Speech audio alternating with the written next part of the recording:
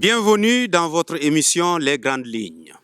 Une émission, comme vous le savez, a l'habitude de recevoir les autorités, les figures marquantes, les chefs de service de la région pour parler des activités qu'ils mènent dans leur service et surtout faire connaître ce qu'ils font aux populations de Tambacounda et des environs.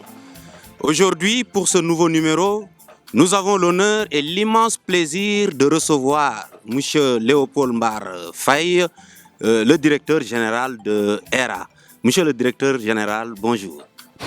Bonjour à Weli TV, avec mes salutations très fraternelles et amicales à M. Boy Diallo, que je félicite pour toutes ses initiatives pour faire rayonner les régions les plus éloignées du pays.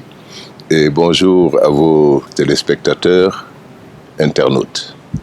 Monsieur le directeur général, nous vous recevons aujourd'hui, comme vous le savez, dans cette émission, les grandes lignes, pour parler de ERA, l'électrification rurale.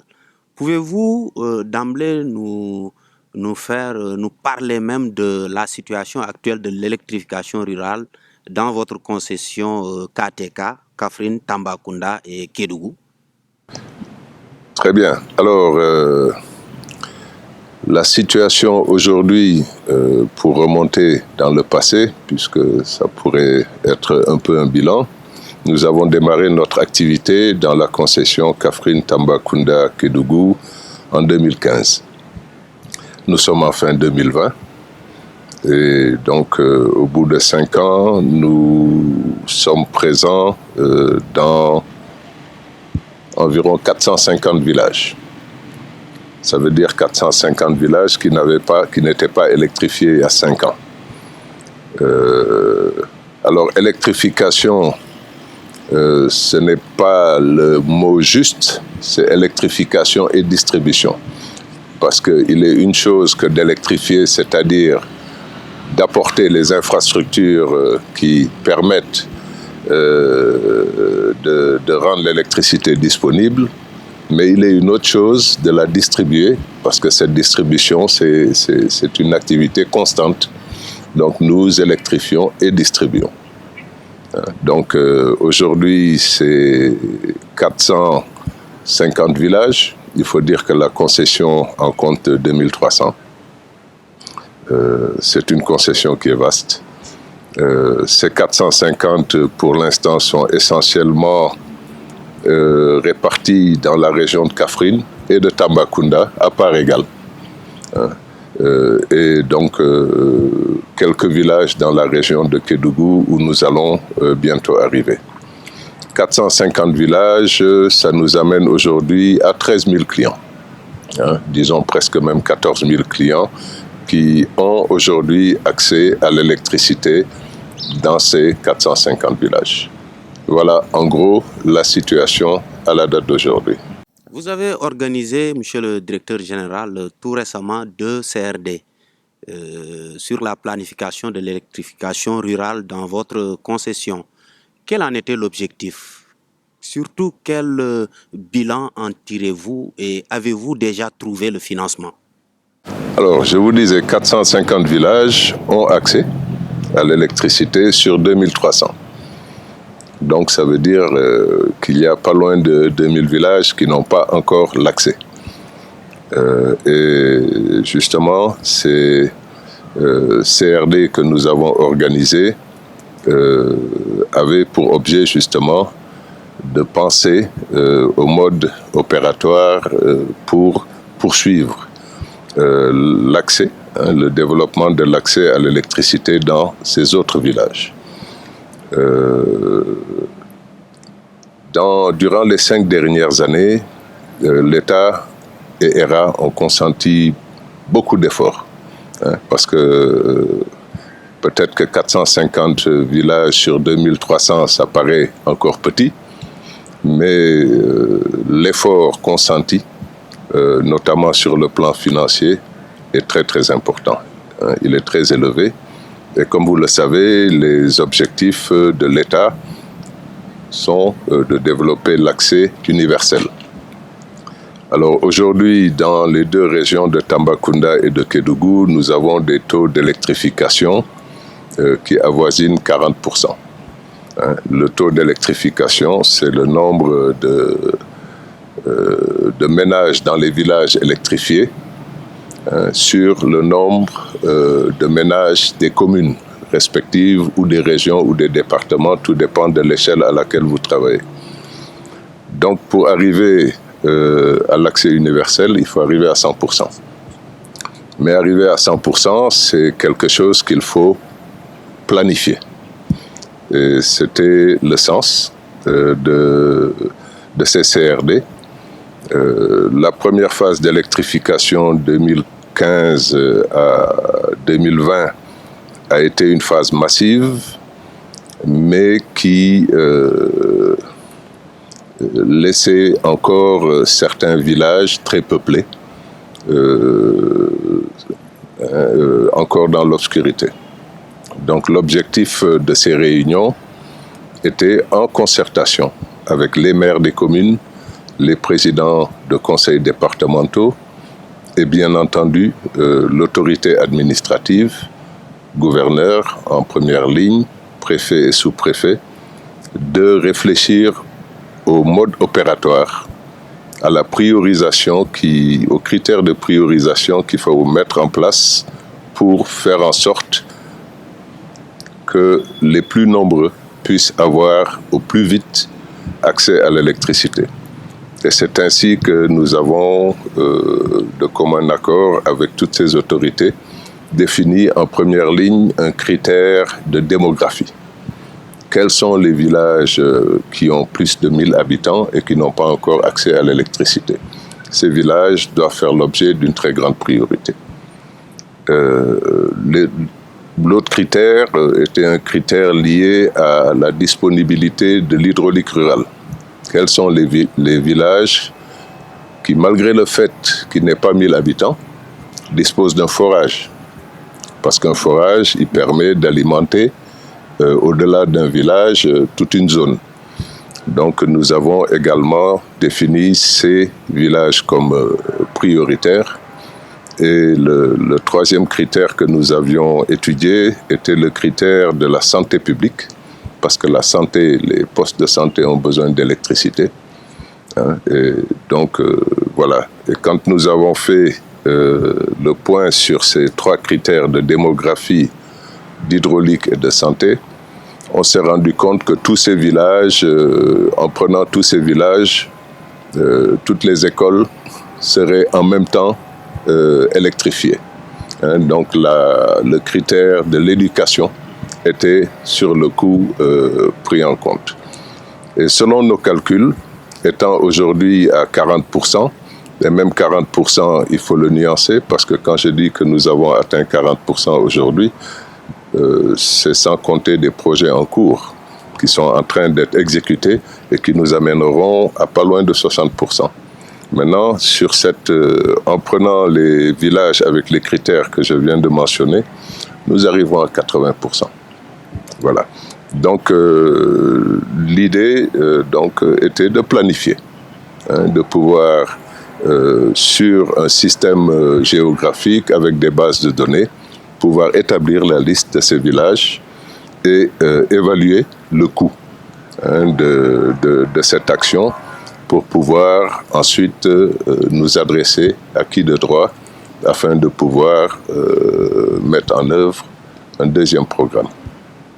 Vous avez évalué le coût. Maintenant, avez-vous trouvé le financement qu'il faut? Nous n'avons pas évalué le coût.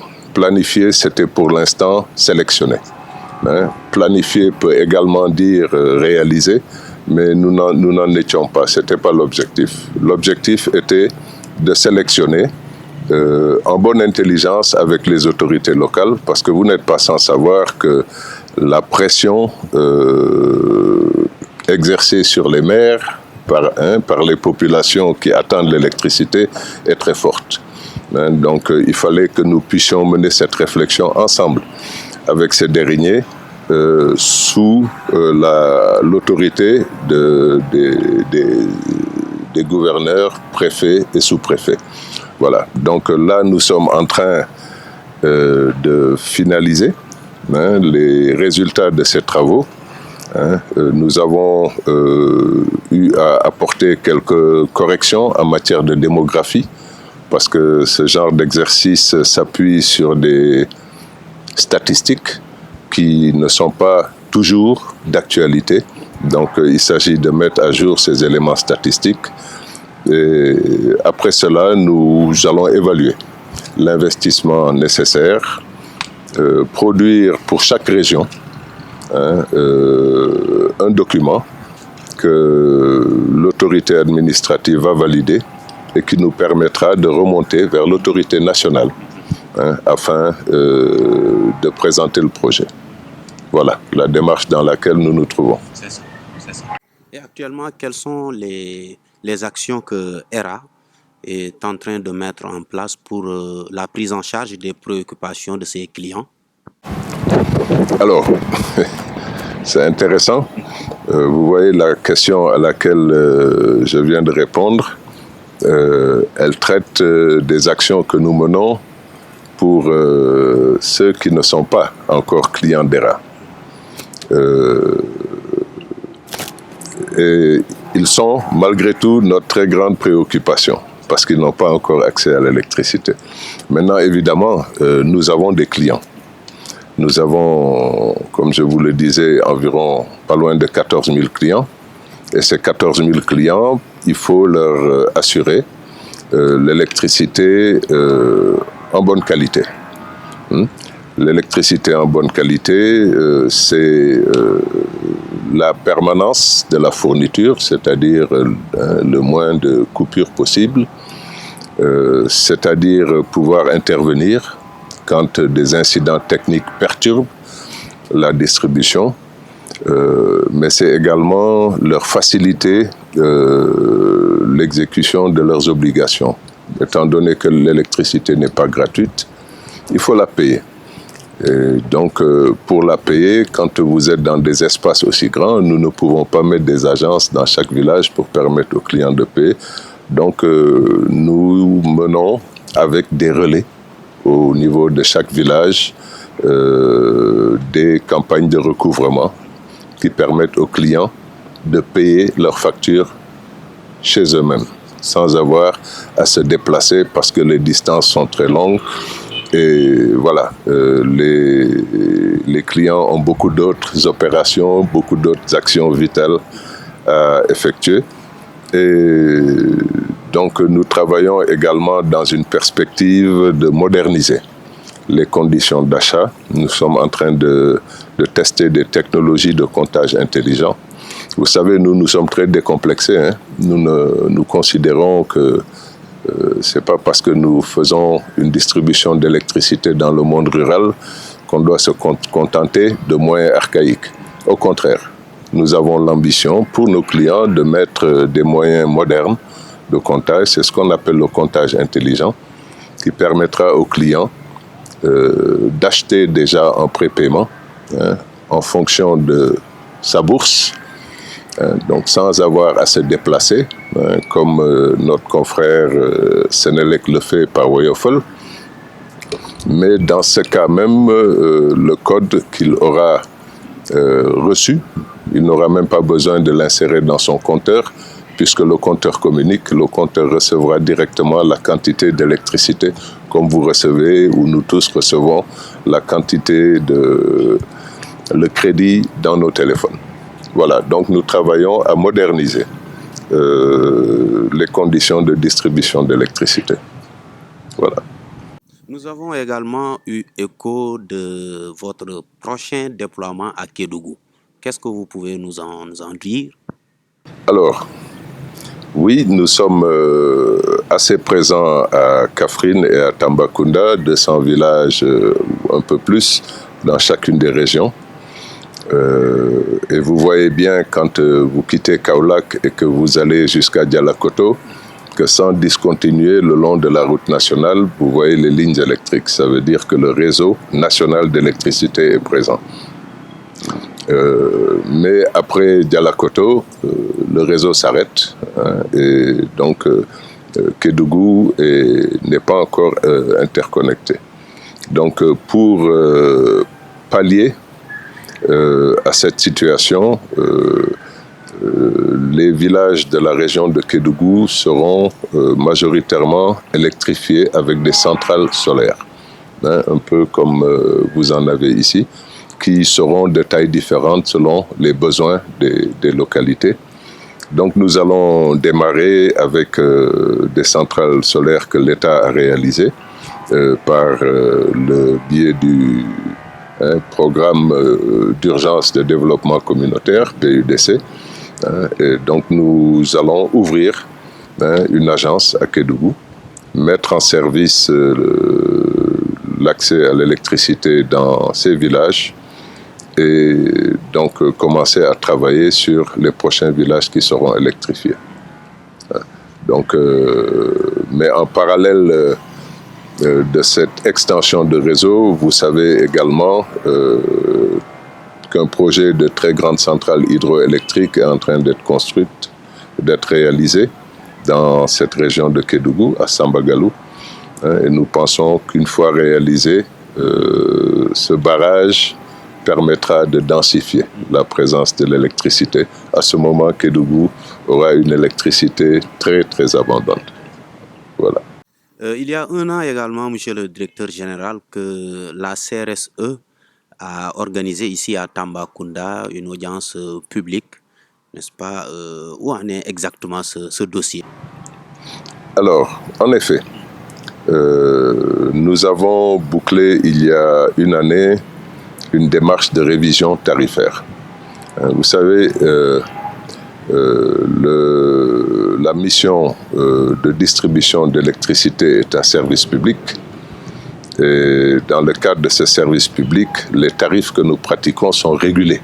Autrement dit, le distributeur d'électricité ERA n'a pas le droit de fixer librement ces tarifs. Ces tarifs sont fixés par l'État sur la base d'équilibre économique que la commission de régulation du secteur de l'électricité doit se charger de contrôler.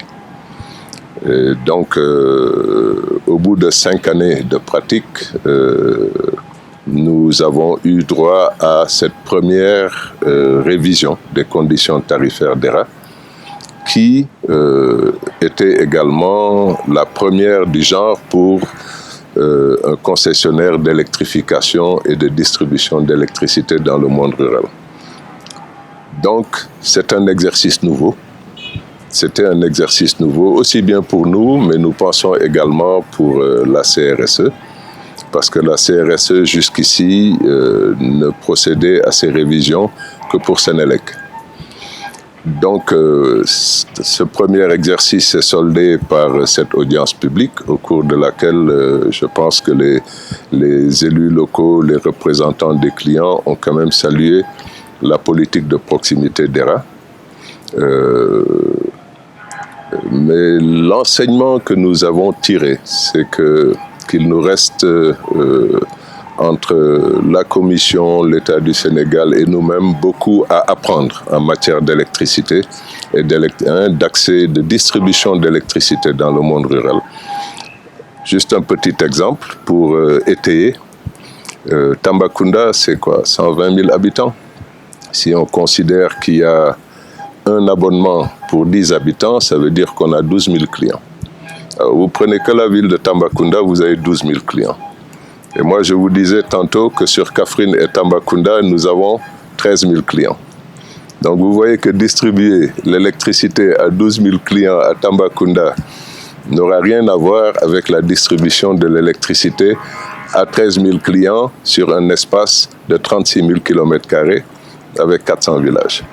Donc c'est sur ce point que nous sommes en discussion afin de convaincre toutes les autorités qui interviennent dans la rémunération de l'activité du concessionnaire qu'il y a lieu de distinguer la distribution d'électricité dans le monde urbain et celle qui est effectuée dans le monde rural, parce qu'en termes d'élongation, en termes de présence géographique,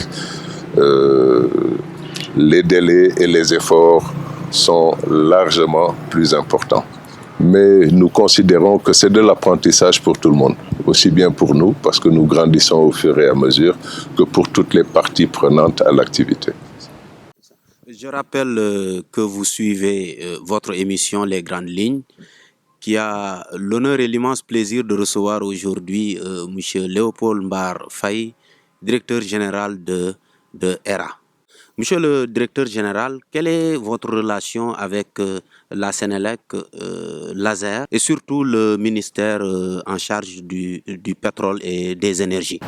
Alors, pour vous répondre dans le sens inverse, d'abord, rappeler que la distribution d'électricité est une mission de service public. Même si nous sommes une entreprise privée, il nous est conféré. Il nous est délégué un service public de l'électricité sur la base d'arrêtés ministériels. Donc, parce que ces arrêtés ministériels nous sont octroyés par le ministère du pétrole et des énergies sur la base d'un contrat de concession. Donc, la délégation du service public de l'électricité est cette relation entre l'État du Sénégal, représenté par le ministère en charge de l'énergie, et le concessionnaire, sur la base de ce contrat, avec le cahier des charges et tous les documents qu'il comporte. Maintenant, le ministère du pétrole et des énergies a beaucoup d'activités.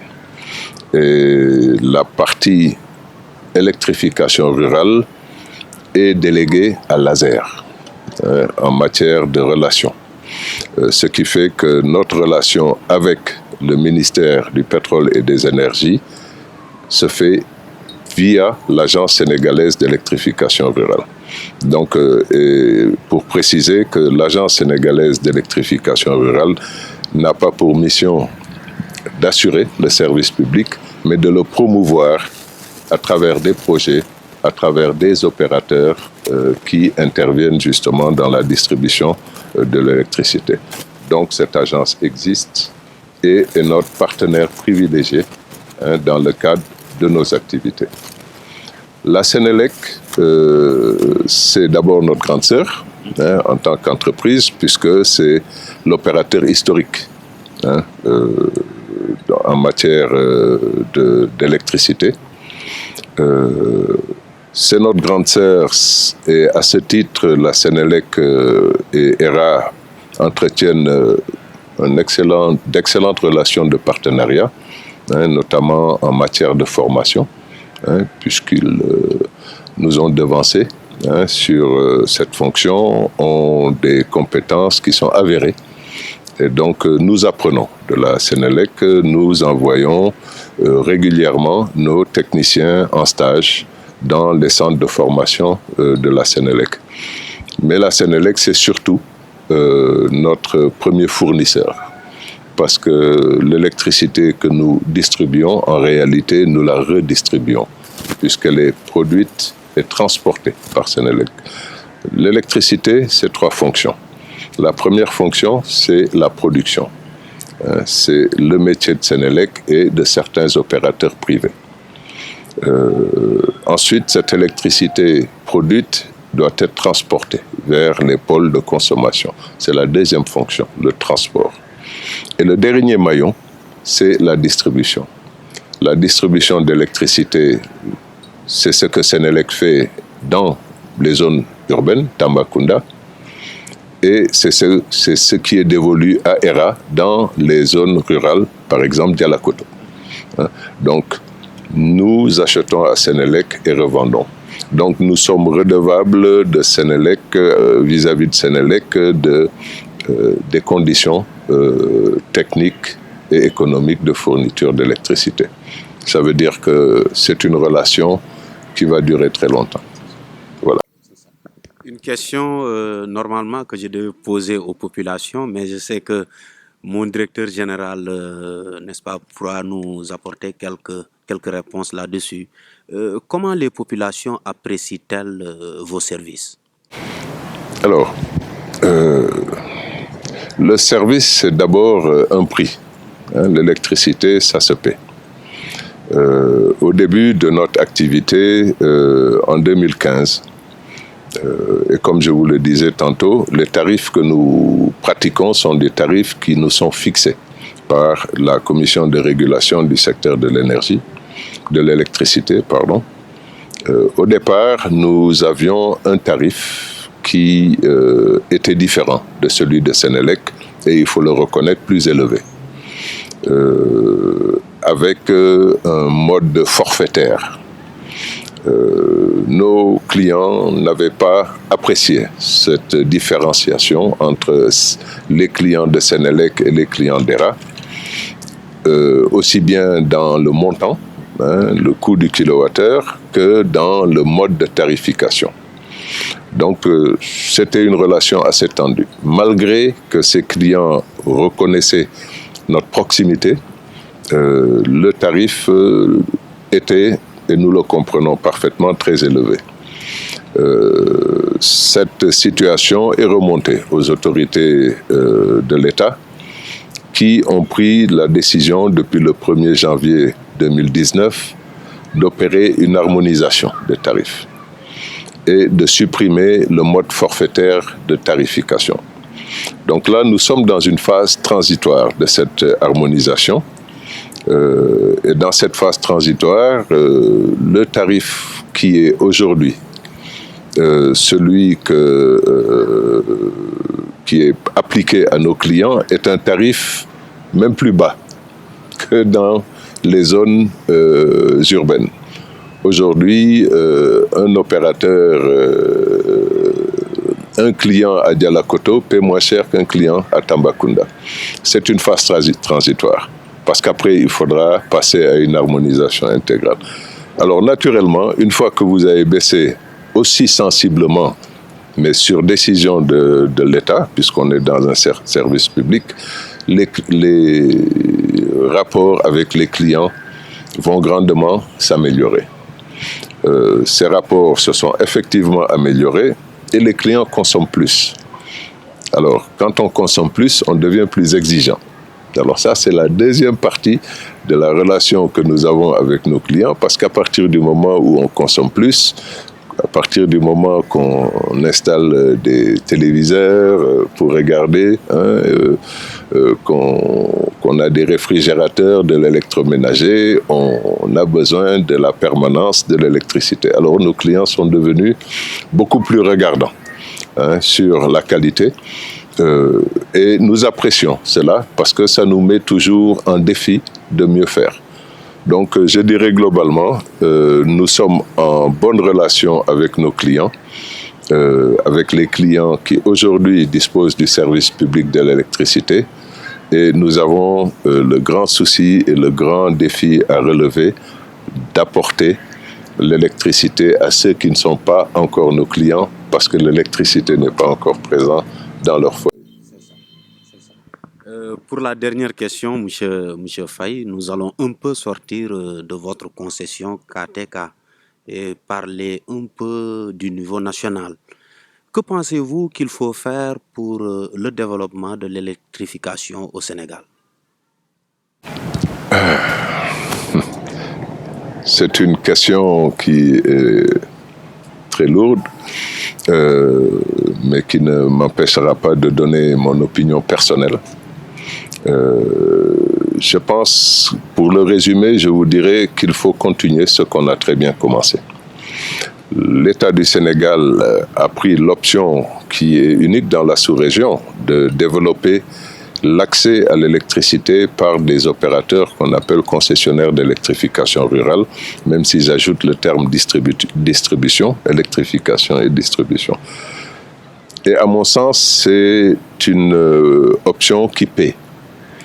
C'est une option qui paie parce que la présence d'opérateurs qui assurent le relais du service public de l'électricité dans les régions, dans les communes les plus éloignées, est un indicateur que nous allons dans la bonne direction. Maintenant, ce qu'il y a à faire, étant donné que c'est, disons, un choix unique, une politique qui est unique dans la sous-région, c'est-à-dire qu'il n'y a pas eu de précédent. Donc, nous devons apprendre. Nous devons systématiquement tirer les enseignements, puisque nous sommes dans quelque chose que nous mettons en place. Ça veut dire que tous les intervenants, tous les acteurs qui de près ou de loin interviennent dans cette thématique d'accès à l'électricité doivent être en permanence ouverts à la remise en question et à l'apprentissage. Parce qu'on ne finit pas d'apprendre. Je vous disais tout à l'heure, nous sommes partis sur un modèle tarifaire que les clients n'ont pas accepté, on a dû le modifier. Donc c'est la preuve que nous partons avec un logiciel, mais en cours de chemin, on se rend compte que ce logiciel ne fonctionne plus. Il faut le mettre à jour et avancer. Après, le reste, c'est du financement. Parce qu'il faut, l'objectif c'est l'accès universel et je vous le disais, les investissements sont colossaux et il faut le reconnaître que l'État a beaucoup de priorités. L'électricité est un domaine prioritaire, mais la santé publique, l'emploi des jeunes, vous voyez, il y a tellement de thématiques. Comme Nico Wolof Ndiaye waxee borom kër li nekk ci poosam la attan. Voilà, donc il nous faut beaucoup communiquer avec les populations, avec les élus locaux, les inclure dans les prises de décision. C'était l'idée de cette planification inclusive, de partager avec les élus locaux la démarche afin que les populations ne pensent pas que l'électrification va s'achever, qu'ils comprennent que c'est un processus qui est continu. Donc je pense que nous sommes sur la bonne voie, mais toute bonne action prend un peu de temps. Voilà. C'est ça, toute bonne action prend un peu de temps. Nous voici au terme de l'émission. Comme vous l'avez dit, comme le disent toujours les Wolofs, on ne peut pas parler de tout, mais quand même nous avons essayé de balayer l'essentiel. Quel sera votre dernier mot à l'endroit de vos clients, de vos futurs clients, des populations en général? Alors, le dernier mot sera d'abord de remercier. Ce seront des mots de remerciement à l'endroit de nos clients, effectivement, parce qu'ils nous font confiance. Et je leur demande de continuer à nous faire confiance. Parce qu'ils sont la seule motivation de notre action. Et donc, en cela, nous les remercions de leur patience. Et nous demandons à ceux qui ne sont pas encore nos clients et qui doivent l'être, également d'être patients, que nous pensons pouvoir arriver rapidement. Nous remercions également les élus locaux, parce que les élus locaux se trouvent en première ligne dans les réclamations, les attentes des populations. Et nous essayons du mieux que l'on puisse de travailler en bonne intelligence avec ces derniers. Remerciements également aux autorités administratives, parce que comprendre la présence d'un opérateur de distribution d'électricité, ça passe forcément par l'administration du territoire. Ce sont les relais de la présence de l'État sur toute l'étendue du territoire. Et je vous assure que les autorités administratives nous soutiennent systématiquement. Et puis, il faut remercier également ceux qui nous accompagnent, l'Agence d'électrification rurale, bien entendu, l'État du Sénégal, sans oublier l'Agence française de développement, l'AFD, qui, dans nos investissements, nous apporte des niveaux de subvention qui sont très importants. Et ça, depuis le départ. Et puis, également, encourager mes collègues. Parce qu'au jour le jour, le travail qu'ils abattent, aussi bien dans les bureaux, mais surtout sur le terrain, est un travail d'engagement. Donc, c'est un travail qui n'est pas facile. C'est un travail qui aurait pu être mieux rémunéré, mais que tous mes collègues mènent avec un esprit très patriotique. Parce qu'à la fin de la fin, nous sommes conscients que nous œuvrons pour le développement national, mais de manière spécifique dans les contrées rurales. Donc nous sommes un acteur de développement et ceci, c'est grâce à l'engagement de tous mes collègues. Et ensuite, remercier tous les opérateurs, tout le monde de l'activité publique à Tambacounda, dont vous faites partie.